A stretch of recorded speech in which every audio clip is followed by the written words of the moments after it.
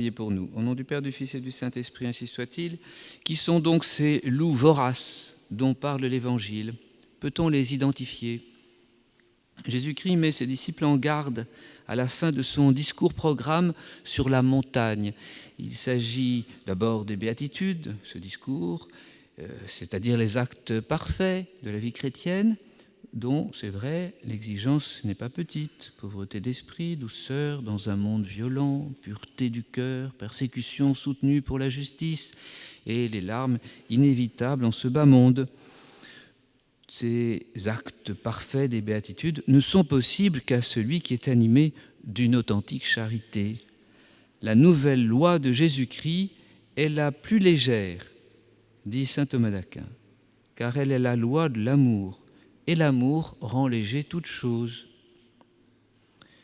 Mais le discours-programme de Jésus, c'est aussi d'être, par la grâce de Dieu, libéré de la colère, de la concupiscence. C'est de nourrir la justice, l'intention droite, la prière, c'est le paternoster.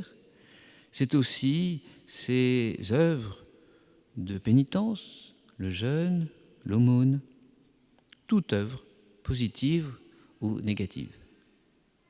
Alors seulement vient la mise en garde contre ces loups qui sont les faux prophètes. Jésus-Christ l'introduit par un avertissement qui souligne toute l'importance de la suite. Avertissement d'entrer par la porte étroite, car large la porte et spacieuse la voie qui mène à la perdition, et beaucoup l'empruntent. Au contraire, petit le nombre qui trouve la voie qui mène à la vie. Et c'est alors, donc, ce passage sur les loups déguisés en brebis. Et cela, il faut le reconnaître, est assez inquiétant. Comment les démasquer puisqu'ils sont bien déguisés? On comprend alors ce que Jésus vient de nous dire juste avant. On comprend que nombreux sont ceux qui s'égarent si un tel danger nous guette. Et les apôtres qui ont repris cet enseignement du Christ ont dénoncé à l'envi les méfaits de ces propagandistes pervers, actifs, terriblement dangereux. Ils ne ménageront pas le troupeau, dit saint Paul dans les Actes. Ils rentreront dans le bercail pour voler, pour égorger, pour détruire, dit l'évangile de saint Jean. Faux apôtres, faux frères, pseudomètres, les appelle Jude, Pierre et Jean. Et même, dans sa première épître, l'apôtre Jean va les taxer d'antéchrist. Il se dresse dans les communautés, il bouleverse les familles. Malheur aux âmes qui ne sont pas affermies, dit saint Pierre. Après leur passage, les églises sont brisées, divisées, anéanties peut-être. Comment reconnaître ces charlatans, menteurs professionnels, en lien direct avec le diable? Non pas les paroles, mais Jésus-Christ nous fait remarquer leurs actes. Et c'est toujours saint Thomas d'Aquin qui remarque que pour observer la foi chrétienne, pour en vivre, 4 choses sont nécessaires. D'abord, il faut confesser cette foi par la parole, mais là, il peut y avoir hypocrisie.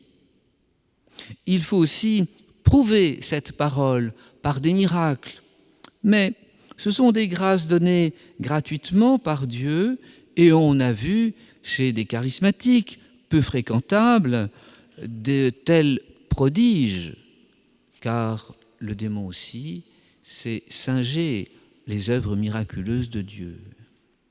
Alors, il faut écouter et user de la parole de Dieu, mais là aussi c'est très insuffisant, comme on le sait. Tous les hérétiques se réclament des évangiles. Le magistère conciliaire en use abondamment aujourd'hui aussi. Alors, Comment allons-nous reconnaître ces faux prophètes? Ce sont les œuvres de charité qui seront le baromètre infaillible. Et là, notre Seigneur nous avait déjà prévenu dans son discours-programme. Il est difficile, en effet, à un hypocrite de feindre toujours et donc de porter du fruit durable, surtout lorsque quelque événement subit ou quelque tribulation vient fondre sur les cœurs et révèle alors le fond des cœurs. Donc c'est clair, seule la charité est ce qui distingue entre les fils de Dieu et les fils du diable, conclut saint Thomas. Seule la charité, c'est la preuve que le Saint-Esprit est en nous. Et lorsque nous disons Jésus avec affection et avec volonté, cela signifie que nous croyons au Seigneur, mais aussi que nous lui obéissons. Et c'est d'ailleurs bien ce que Jésus-Christ annonçait au début de cette mise en garde. À l'intérieur, ce sont des loups ravisseurs, non pas par en dessous de leurs vêtements de papes, d'évêques, de présidents, de généraux et autres banquiers importants. Non, à l'intérieur, c'est-à-dire dans leur esprit, ils sont corrompus, ils sont menteurs, tel le vieux serpent du paradis terrestre. Alors nous voilà rassurés.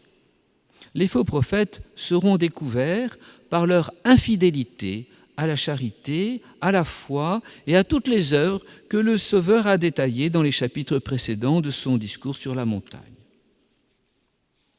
Rassurés? Peut-être pas vraiment. Très certainement, nous n'avons pas bien lu cet évangile. Car enfin, à la vérité, tout homme n'est-il pas un menteur né? C'est ce que nous dit saint Paul dans son épître aux Romains au chapitre 3. Et le mensonge doit s'entendre non seulement de ceux qui écornent la vérité sans vergogne, mais aussi de ceux qui instaurent le divorce entre leur profession de foi chrétienne avec sa morale et leur conduite déficiente. Saint Jacques les compare à ce quidam se regardant dans un miroir. Il s'observe, puis il part et il oublie aussitôt quel il est. Sa négligence à se rectifier est non seulement une inconséquence, mais c'est même une illusion coupable. Il trompe sa conscience, dit encore saint Jacques. Trompera-t-il Dieu? Tromperons-nous Dieu? Aussi, Jésus-Christ nous met-il en garde avec ses disciples, tant il est facile de se tromper sur son compte. Gardez-vous du levain des pharisiens, c'est de l'hypocrisie. Et Jésus-Christ, 17 fois, signalera ce vice dans les 3 évangiles synoptiques. Hypocrite, le mot désigne en grec profane le comédien. Réduire l'évangile à une comédie, c'est possible lorsqu'on sait que les hypocrites disent et ne font pas. Ce sont la rectitude du cœur et la probité de la conduite qui révèlent notre foi. Et c'est là-dessus, peut-être, que notre examen quotidien doit s'assurer. En fin de compte, peut-être que les faux prophètes, peut-être que nous faisons partie de la famille des faux prophètes. Notre-Dame, Reine de tous les saints, priez pour nous. Au nom du Père, du Fils et du Saint-Esprit, ainsi soit.